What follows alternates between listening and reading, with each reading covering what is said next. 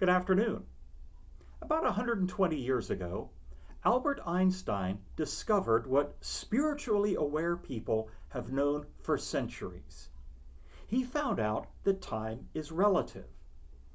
Now, that's not the way we usually consider time. We typically think that time moves straight forward from one moment to the next.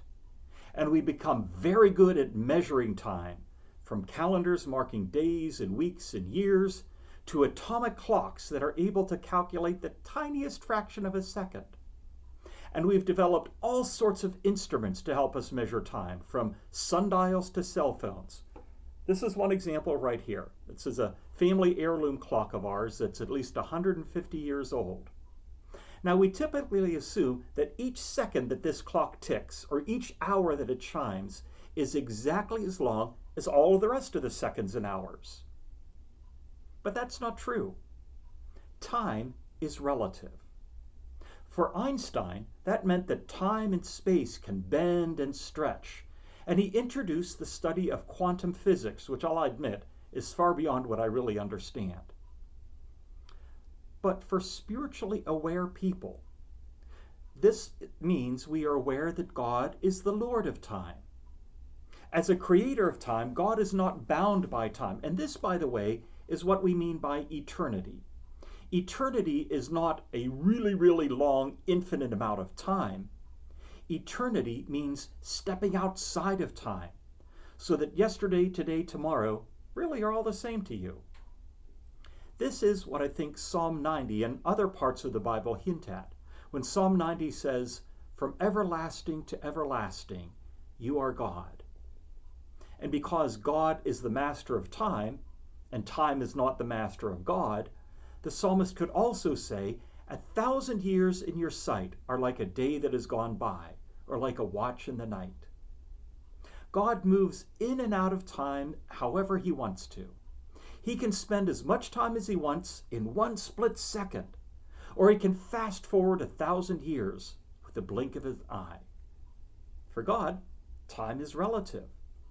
And when we enter into God's presence, when we mold our spirit into his spirit, we get a taste of what it means to know what eternity is all about.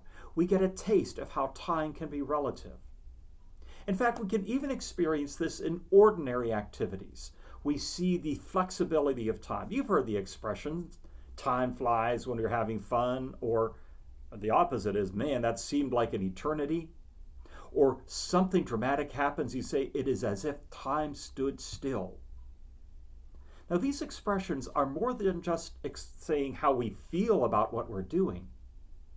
I think these expressions are actually ways to describe the relativity of time that we usually experience. Sometimes people call it being in the zone. And this is something that artists and athletes sometimes experience. They become so engaged in what they're doing, the game, the sport they're playing, the craft that they are creating, that they lose themselves to the point that they lose track of time. They lose track of time because while they're engaged in this activity, they have stepped outside of time. The same thing happens in prayer. The same thing happens when our souls encounter the Eternal One and we experience his eternity. Prayer is not simply just telling God what we want. Prayer means experiencing the world the way God does. We lose our sense of self, of time and space, when we enter into the presence of the one who is beyond time and space. And these experiences are perhaps the slightest hint of what eternity in heaven will be like for us. Now, once we realize how time can be relative, we can adjust our life accordingly. Instead of budgeting out and rationing the hours of the day and the days of the week, instead of allocating how much time you're going to spend doing one task or another, include moments in your life to experience eternity. This is something I've discovered for myself. When I make room in my day to spend time with God, the day goes completely differently.